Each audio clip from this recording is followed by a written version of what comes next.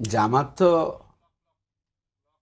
দেশের প্রয়োজনে অনেক ঝুঁকি নিছে এবং নিয়ে জামাত ইসলামী দেশের স্বার্থে তার দলের অনেক ত্যাগ স্বীকার করেছে, অন্যরাও করেছে।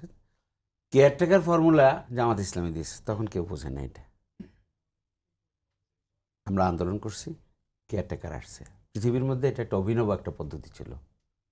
এই অভিনব পদ্ধতি বাস্তবায়িত হয়েছে, এখন সবাই বুঝেছে না এটা বাংলাদেশের জন্য দরকার।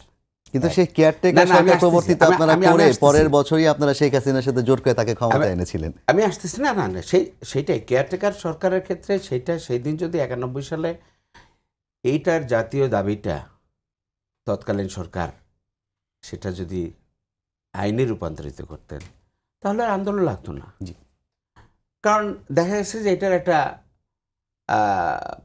অত্যন্ত ভালো সুফল 91-এ আমরা দেখেছি আর কি।